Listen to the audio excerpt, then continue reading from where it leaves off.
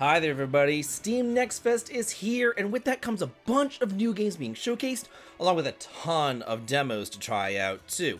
So I took it upon myself to swim through the ocean of RPGs this week and see what's good, and see what's just junk. But along the way, I found 10 really good RPGs that are actually definitely worth playing, and I do want to tell you about them, and I definitely do think that's worth a sub as you come and you join the party and you level on up with me. If you sub, your like, and your brand new hype, it helps me out a ton, so thank you so much for that.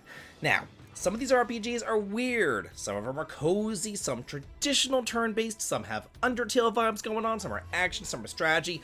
I have the whole gauntlet here for y'all. But a lot of them all really just said to me, yeah, this is why I love RPGs. So let's go ahead and dive right on into it. Do you think that your day job is hectic? Well, that is nothing compared to our sponsor, because just imagine that you ran a hair salon in space with all of your friends. Well, now you can do just that with the couch co-op game Choppy Cuts. Here, you and up to 3 different pals all become salon stylists on a wild interdimensional journey. Work together to cut, style, dye, and snip hair in crazy environments, from alien worlds to retro dimensions. So grab your scissors and your comb, and of course your controller, because the customers are all waiting, and they don't care how you do it, as long as you get it done fast, so chop chop. In Choppy Cuts, speed and precision matter. The perfect 3-star cut, it only comes together with teamwork, so don't miss a snip, drop a tool, or get your timing off, because then the Karens will all come out and chaos will ensue. So whether you're here playing local co-op, online, or even solo, Choppy Cuts will be a fun time for you.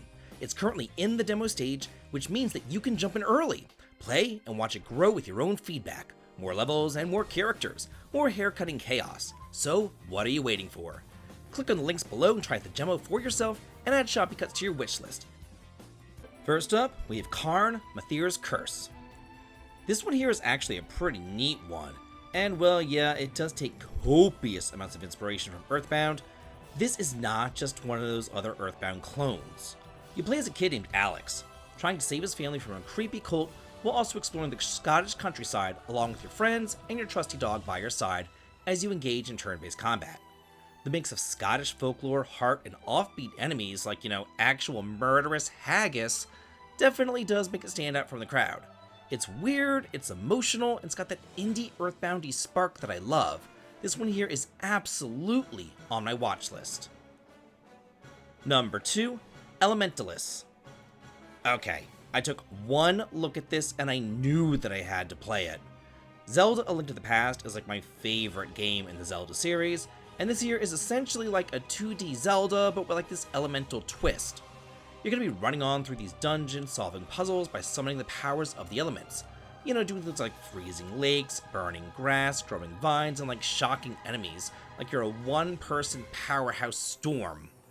Every new power makes you rethink old areas, and it nails like that aha moment when a path finally clicks. The pixel art is gorgeous, the pacing's tight, and the puzzles are like really smart, but they're not sadistic. It's nostalgic, but it's got its own flavor. This here is definitely one of the demos that I did not want to end. Number 3, Destiny Spire. This here is a retro-inspired turn-based RPG, but it has like this mixed active time battle system thing going on, so the fights do flow a lot faster than your typical NES-inspired RPG. Here you create a custom party from 8 different classes, and you gain like random traits upon each level up that completely change how your teams fights as you explore the world of Rumelia, a kingdom on the edge of war. But here's the deal. The second that your timer bar fills up, you'd better choose an action fast, because the enemy's timer bar will keep on going up too. You can choose to just kind of like continually attack with your guys, or maybe save your healer's turn for later, just in case an emergency arises. Number 4, Dreamed Away.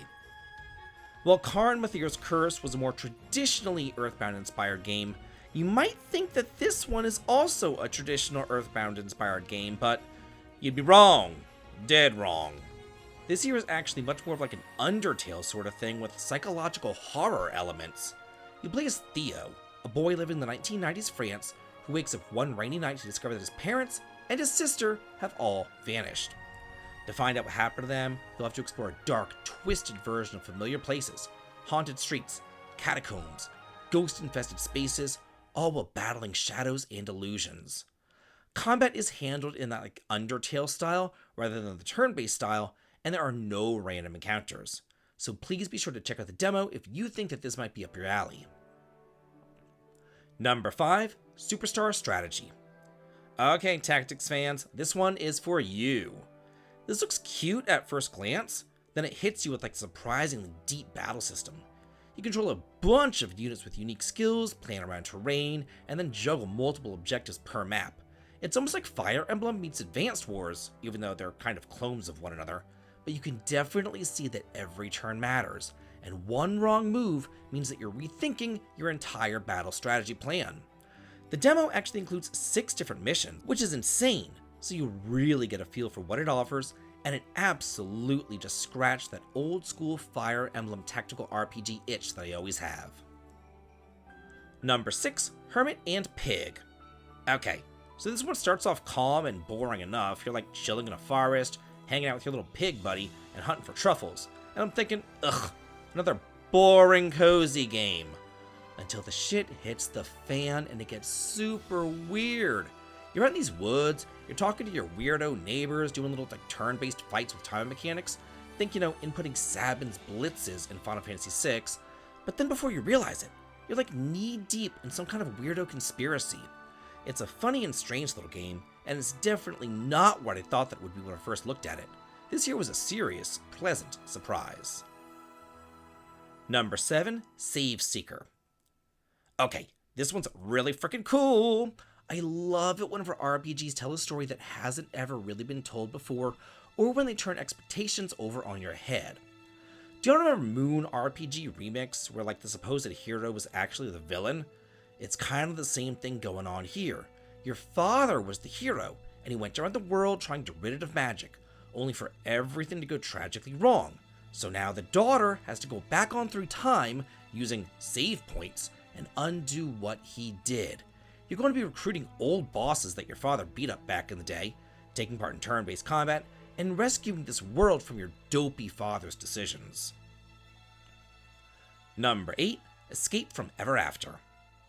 This here is like essentially Grimm's Fairy Tales meets Paper Mario, except instead of like wanting to be in the fairy tale worlds, you don't want to be. You want to get out, because there's something obviously wrong here. The humor is dark and the writing is self-aware. Both the combat and the side-scrolling exploration just screams Paper Mario, but the story keeps you guessing, kind of like Shrek if it had some sort of like existential crisis. This one was one of the most unique demos that I played. Number 9, Odyssey Times, A Quest for Adventure. This one here is like comfort food. It doesn't reinvent the RPG wheel, and it doesn't have to.